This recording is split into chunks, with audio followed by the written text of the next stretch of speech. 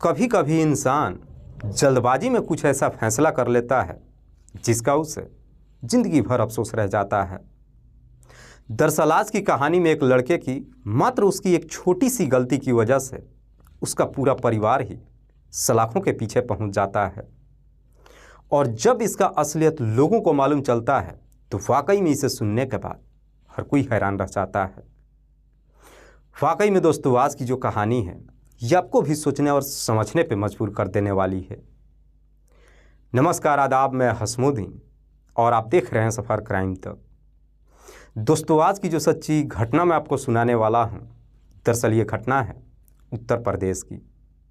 उत्तर प्रदेश का एक ज़िला पड़ता है फिरोज़ाबाद और इसी फिरोज़ाबाद का एक थाना पड़ता है सिरसागंज। सिरसागंज थाने के अंतर्गत एक गांव आता है किठौत और इसी किठौत गांव का रहने वाला है भीकम सिंह। भीकम सिंह की पत्नी का नाम है आशा देवी। दरअसल भीकम सिंह के टोटल 4 बच्चे हैं, जिसमें 2 बेटियां और 2 बेटा। बड़ी बेटी का नाम है आरती, दूसरी बेटी खुशबू, तीसरा बेटा रवि और सबसे छोटा बेटा अंकुश। दरअसल भीकम सिंह जो अपने दोनों बच्चों के साथ इसी सिरसागंज में दूध बेचने का काम करता है, जिससे वो ठीक ठाक पैसे भी कमाता है। अपनी बड़ी बेटी आरती की कई साल पहले शादी कर चुका है और दूसरी बेटी खुशबू की शादी साल 2018 के सितंबर महीने में हाथरस के अंतर्गत निजामतपुर गांव के रहने वाला एक लड़के से कर देता है। लेकिन खुशबू जब शादी करके अपने ससुराल में जाती है, तब जाकर के खुशबू को मालूम चलता है कि दरअसल उसके पति का तो पहले से ही किसी और लड़की के साथ में चक्कर चल रहा है, जिसकी वजह से अब खुशबू के उसके पति से झगड़े तकरार शुरू हो जाता है। खुशबू अपने पति को काफ़ी समझाने की कोशिश करती है, लेकिन उसका पति अपने मासूका को छोड़ने के लिए तैयार ही नहीं होता है। जैसे तैसे 7 से 8 महीने का समय गुजरता है। जब खुशबू को पूरा यकीन हो जाता है कि उसका पति सुधरने वाला नहीं है, आखिरकार 8 महीनों के बाद खुशबू जब अपने मायके में आती है तो आने के बाद अपने पति से रिश्ता ख़त्म कर लेती है। उसके बाद से अपने माता पिता के साथ ही रहने लगती है। दरअसल हाकिम सिंह के ही पड़ोस का रहने वाला एक व्यक्ति है, जिसका नाम है चंद्रभान सिंह। चंद्रभान सिंह की पत्नी का नाम है ज्ञान देवी। दरअसल चंद्रभान सिंह के टोटल 3 बेटे हैं, जिसमें बड़े बेटे का नाम है अक्षय, दूसरा बेटा है गौरव और सबसे छोटा बेटा है सौरभ। गौरव जिसकी उम्र है लगभग 24 साल, जो गाजियाबाद रेलवे में नौकरी करता है, ठीक ठाक पैसे भी कमाता है। हर 2-4 महीने पे छुट्टी लेकर अक्सर अपने घर पे भी आते जाते रहता है। चूँकि चंद्रभान सिंह और हाकिम सिंह दोनों पड़ोस के रहने वाले हैं, दोनों के परिवार में अच्छा खासा तालमेल होता है, इसीलिए दोनों के परिवार वाले अक्सर एक दूसरे के घर भी आते जाते रहते हैं। गौरव जब भी छुट्टी लेकर अपने घर पे आता है तो अपनी बाइक लेकर जहाँ तहाँ घूमते रहता है। एक दिन खुशबू भी अपनी माँ से कहती है कि माँ, मुझे भी बाइक चलाना है। अपनी माँ से जब बाइक चलाने के लिए कहती है तो खुशबू की माँ आशा देवी भी गौरव से कहती है कि तुम खुशबू को बाइक चलाना सिखा दो। चूँकि गौरव को भी कोई एतराज़ नहीं होता है, इसीलिए गौरव अब खुशबू को बाइक चलाना सिखाने लगता है।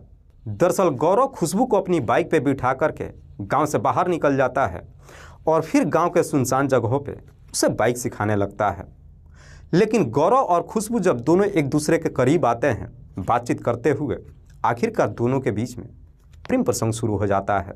दोनों के बीच में जब प्रेम प्रसंग शुरू हो जाता है, उसके बाद से जब भी मौका मिलता है एक दूसरे से मुलाकात भी करने लगते हैं। और आखिरकार एक दिन ऐसा भी समय आता है जब सारी दूरियां खत्म हो जाती है और फिर गौरव और खुशबू के बीच में संबंध भी बन जाता है। हालांकि दोनों के बीच में जब इस तरह का संबंध बनता है, खुशबू गौरव से सवाल करती है कि क्या तुम मुझसे शादी करोगे। इसमें गौरव भी खुशबू से शादी करने का वादा कर लेता है, जिसकी वजह से खुशबू भी अब अपनी पुरानी ज़िंदगी को भूल जाती है और फिर आने वाले भविष्य के बारे में सोचने लगती है। बात कर रहा हूँ मैं 21 नवंबर 2020 की शाम के करीब 6 बजे के आसपास।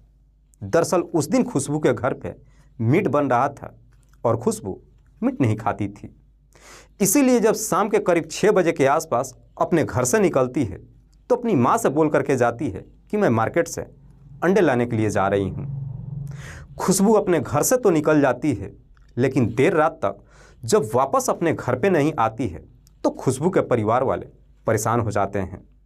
उसके बाद से अब खुशबू के परिवार वाले उसे हर जगहों पे ढूंढना शुरू कर देते हैं।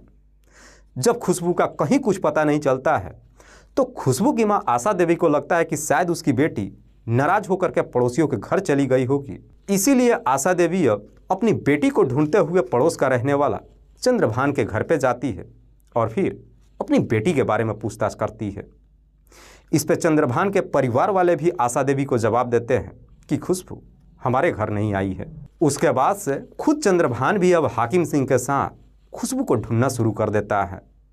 देखते ही देखते पूरी रात गुजर जाती है, लेकिन अगली सुबह तक भी खुशबू अपने घर पे वापस नहीं आती है। पर जैसे ही सुबह होती है, इधर चंद्रभान के परिवार वालों को खबर मिलता है कि दरअसल गौरव के मौसी के बेटा का एक्सीडेंट हो चुका है। इसीलिए गौरव की मां अपने तीनों बेटों को लेकर के अपने बहन के घर निकल जाती है। जब 2 घंटे का समय गुजरता है, इधर खुशबू का जब कहीं कुछ पता नहीं चलता है, उसके बाद से चंद्रभान सिंह हाकिम सिंह को लेकर के इसी सिरसागंज थाने में जाता है और फिर खुशबू की गुमशुदगी का रिपोर्ट भी दर्ज करा देता है।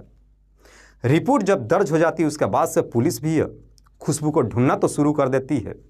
2 दिन का और समय गुजर जाता है, लेकिन पुलिस को भी खुशबू के बारे में कहीं कुछ पता नहीं चलता है। पर जैसे ही 2 दिन का समय गुजरता है, 2 दिन के बाद चंद्रभान भी अपने घर में ताला लगा करके न जाने कहाँ गायब हो जाता है। दरअसल 2 दिन के बाद चंद्रभान का पूरा परिवार जब अपने घर में ताला लगा करके कहीं गायब हो जाते हैं, उसके बाद से अब हाकिम सिंह की पत्नी आशा देवी को न जाने क्यों चंद्रभान के परिवार वालों के ही ऊपर शक हो जाता है। दरअसल खुशबू का जब गौरव के साथ में प्रेम प्रसंग शुरू हुआ था, इस बात की जानकारी खुशबू के भी परिवार वालों को मालूम चल चुका था। इसीलिए आशा देवी को लगता है कि हो सकता है कि गौरव खुशबू को भगा ले गया है। इसीलिए आशा देवी अपने पति को लेकर के फिर से सिरसागंज थाने में जाती है और फिर चंद्रभान के पूरे परिवार के ऊपर नामजद रिपोर्ट दर्ज करा देती है। उसके बाद से पुलिस अब चंद्रभान के पूरे परिवार को ढूंढना तो शुरू करती है। इनका जब कहीं कुछ पता नहीं चलता है, सबके नंबरों पर फ़ोन भी करती है, लेकिन सबका नंबर भी स्विच ऑफ बताने लगता है, जिसकी वजह से पुलिस को भी अब शक हो जाता है कि शायद खुशबू के लापता होने में चंद्रभान का परिवार जरूर कुछ ना कुछ जानता है। हालांकि पुलिस खुशबू के साथ साथ चंद्रभान के पूरे परिवार को ढूंढना शुरू तो करती है। लगभग महीनों दिन का समय गुजर जाता है, पर बावजूद इसके इन सब का कहीं कुछ पता नहीं चलता है। दरअसल उसके बाद से पुलिस भी लापरवाही करना शुरू कर देती है। दरअसल उसके बाद से पुलिस ना तो खुशबू को ढूंढती है और ना ही चंद्रभान के परिवार को। धीरे धीरे समय गुजरते गुजरते आखिरकार लगभग 2 सालों का समय गुजर जाता है, पर बावजूद इसके ना तो खुशबू अपने घर वापस आती है और ना ही चंद्रभान के पूरे परिवार का कहीं कुछ पता चलता है। इधर खुशबू की मां इस बात को मानने के लिए तैयार ही नहीं होती है कि आखिरकार गौरव उसकी बेटी को भगा करके क्यों ले गया, क्योंकि खुशबू की मां सोचती है कि जब गौरव खुशबू से प्यार करता था, उसे शादी भी करना चाहता था, तो फिर उसे भगा करके क्यों ले गया। भला हम इस शादी से इनकार थोड़ी कर रहे थे। इसीलिए आशा देवी इस बात को मानने के लिए तैयार ही नहीं होती है कि आखिरकार उसकी बेटी गौरव के साथ क्यों भाग गई। दरअसल जब 2 साल का समय गुजर जाता है, आखिरकार 2 सालों के बाद एक दिन आशा देवी को मालूम चलता है कि गौरव का पूरा परिवार उसके ननिहाल मैनपुरी में रह रहा है। इसीलिए आशा देवी अपने छोटे बेटे को लेकर के मैनपुरी में चली जाती है और फिर गौरव के ननिहाल के पड़ोस की रहने वाली एक महिला से पूछताछ करती है। वो महिला भी आशा देवी को जवाब देते हुए कहती है कि दरअसल मैंने यहाँ पे तुम्हारी बेटी खुशबू को तो नहीं देखा है, लेकिन उड़ते हुए खबर मुझे मिली है कि गौरव के ननिहाल वाले बातचीत कर रहे थे कि उन्होंने खुशबू की हत्या कर दिया है। पड़ोस की रहने वाली जब महिला इस तरह की बातें आशा देवी से कहती है, आशा देवी अपने बेटे को लेकर घर तो वापस आ जाती है, लेकिन उसी दिन फिर से सिरसागंज थाने में जाती है और ये सारी बातें पुलिस को बताती है। लेकिन बावजूद इसके ना तो पुलिस खुशबू को ढूंढने की कोशिश करती है और ना ही सच्चाई पता लगाने की कोशिश करती है। इधर आशा देवी को भी जब पूरा यकीन हो जाता है कि पुलिस अपना काम ठीक से नहीं कर रही है, आखिरकार आशा देवी अब कोर्ट का दरवाज़ा खटखटाती है। जब कोर्ट में अपील करती है, आखिरकार कोर्ट के द्वारा सिरसागंज थाने की पुलिस को जब फटकार मिलती है, तब जाकर के पुलिस अब इस केस को सीरियस तरीके से लेती है। दरअसल उसके बाद से पुलिस अब चंद्रभान के पूरे परिवार को सरगर्मी से ढूंढना शुरू कर देती है और पुलिस जैसे ही अपनी थोड़ी सी कोशिश करती है, आखिरकार 8 अक्टूबर 2022 को एक खबरी थाने में जाता है और पुलिस वालों से कहता है कि साहब चंद्रभान और उसका बेटा गौरव इसी सिरसागंज के एक प्राइवेट स्कूल में मौजूद हैं। पुलिस को जैसे ही लोकेशन मिल जाती है, पुलिस बिना वक्त गंवाए अपनी टीम के साथ उस लोकेशन पर जाती है और वहाँ से चंद्रभान के साथ साथ उसके बेटे गौरव को हिरासत में ले लेती है। पुलिस जब इन दोनों को हिरासत में लेकर के थाने में पहुंचती है और जब इन दोनों से खुशबू के बारे में पूछताछ करती है तो ये दोनों ही पहले तो इधर उधर की बात करते हैं, लेकिन पुलिस जैसे ही अपना शक्ति दिखाना शुरू करती है, आखिरकार दोनों मजबूर होकर अपनी सच्चाई कबूल कर लेते हैं। और गौरव रोते हुए पुलिस वालों से कहता है कि साहब खुशबू अभी इस दुनिया में नहीं है, दरअसल 2 साल पहले ही हमने उसकी हत्या कर दिया है।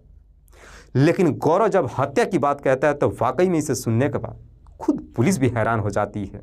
दरअसल 2 सालों के बाद खुशबू के बारे में मालूम चलता तो है, लेकिन मालूम चलता है कि अब खुशबू इस दुनिया में ही नहीं है।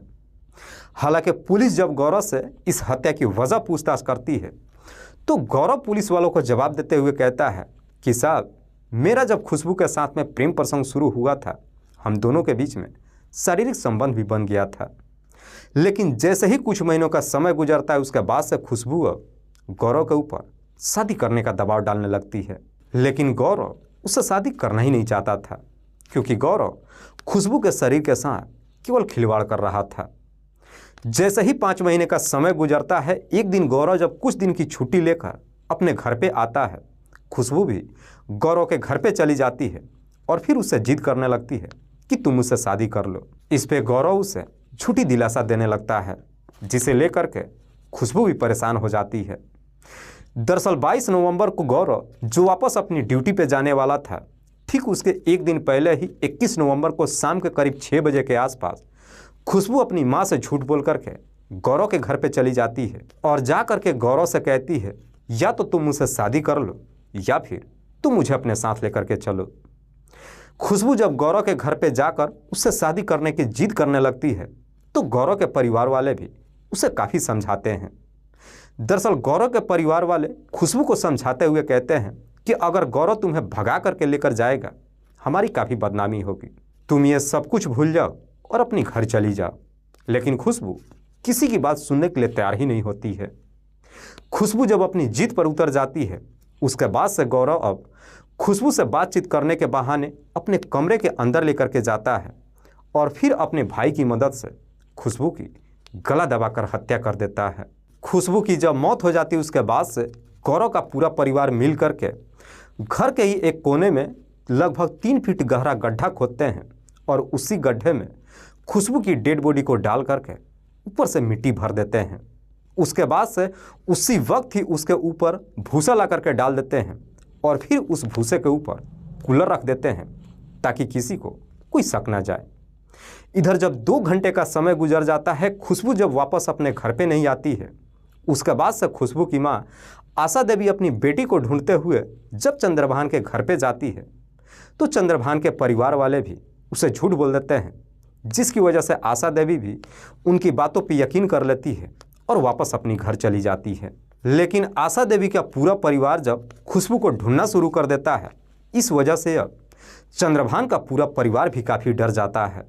दरअसल जैसे ही रात गुजर जाती है, उसके बाद से चंद्रभान की पत्नी भी अपने तीनों बेटों को बहाने से लेकर के अपने मायके में चली जाती है और पड़ोसियों से झूठ बोल देती है कि दरअसल मेरी बहन के बेटे का एक्सीडेंट हुआ है, मैं अपने बच्चों के साथ वहीं पे जा रही हूँ ताकि किसी को कोई शक ना हो। दरअसल चंद्रभान सिंह जो अपनी पत्नी और बच्चों के साथ सिर्फ इसलिए नहीं जाता है क्योंकि उस वक्त उसके घर के अंदर 2 भैंसें थी, इसीलिए चंद्रभान सिंह वहाँ पे ठहर जाता है और 2 दिनों के अंदर ही अपनी दोनों भैंसों को बेचने के बाद खुद भी अपने घर में ताला लगाने के बाद अपनी बीवी और बच्चों के पास चला जाता है। इधर सब के सब जब घर छोड़ करके फरार हो जाते हैं, उसके बाद से जितने के पास पुराना मोबाइल होता है सारे नंबरों को बंद कर देते हैं और सब के सब नया नंबर लेकर के एक दूसरे से बातचीत करने लगते हैं। जिसकी वजह से पुलिस को भी इन तक पहुंचने में काफ़ी परेशानी हो जाती है। इस बीच में गौरव भी कई बार सिरसागंज में आता है और अपने गांव के साथियों से ये पता लगाने की कोशिश करता है कि पुलिस खुशबू को ढूंढ पाई है या फिर नहीं। पर जैसे ही 2 साल का समय गुजरता है, आखिरकार चंद्रभान सिंह अब अपने गांव की मकान बेचने के लिए जब 8 अक्टूबर 2022 को सिरसागंज के एक प्राइवेट स्कूल में पहुंचता है, खबरी उसे देख लेता है और इस बात की जानकारी पुलिस को दे देता है। वाकई में गौरव जब ये पूरी कहानी पुलिस को बताता है, उसके बाद से पुलिस अब गौरव को लेकर के उसके घर पे जाती है और आखिरकार 2 सालों के बाद जो उसके घर पे ताला लगा हुआ था उसे तोड़ करके घर के अंदर एंट्री करती है। उसके बताए हुए जगह पर पुलिस जब गड्ढा खोदती है तो आखिरकार उसी गड्ढे के अंदर से खुशबू के डेड बॉडी के कंकाल पुलिस को बरामद होती है। इस बात की जानकारी जब खुशबू के परिवार वालों को मालूम चलता है तो उस कंकाल को देख करके सब के सब चीख चीख करके रोने लगते हैं। जब सारे कंकाल बरामद हो जाती है, उसके बाद से पुलिस गौरव के पूरे परिवार को भी हिरासत में लेकर आती है और फिर इन सबको अगले दिन जिला अदालत में पेश करती है, जहां से इन सबको जेल भेज दिया जाता है। दोस्तों, इस पूरी घटना के बारे में आप क्या सोचते हैं? आप अपनी राय हमें कमेंट बॉक्स में ज़रूर दीजिएगा। जाते जाते मैं आपको बता दूं कि कुछ मेरे व्यूअर्स हैं जो रोज़ाना मेरे इस वीडियो को देखते ही नहीं हैं, बल्कि अपना कीमती समय निकाल कर मुझे अपना प्यार भी देते हैं। जिनमें से एक का नाम है दानिश खान। दानिश खान जो वैसे बिजनौर उत्तर प्रदेश के रहने वाले हैं, लेकिन कश्मीर में रहकर सिलाई का काम करते हैं और वहीं से मेरी इस वीडियो को देखते हैं। दूसरे मेरे व्यूअर हैं हितलाल टुड्डू। हितलाल टुड्डू जो अररिया बिहार प्रदेश के रहने वाले हैं। तीसरे मेरे व्यूअर हैं मोहन राठौर। मोहन राठौर जो कोयलरी जलौन उत्तर प्रदेश के रहने वाले हैं। चौथे मेरे व्यूअर हैं रामकृष्ण कृष्णवंशी। रामकृष्ण कृष्णवंशी जो मोहनपुर जिला समस्तीपुर बिहार प्रदेश के रहने वाले हैं। लास्ट मेरे व्यूअर हैं नदीम सईद। नदीम सईद जो लाहौर पाकिस्तान के रहने वाले हैं। मैं अब तमाम व्यूअर्स को तहे दिल से शुक्रिया अदा करता हूं। कल फिर मिलते हैं एक और नई सच्ची घटना के साथ। तब तक के लिए जय हिंद, जय भारत।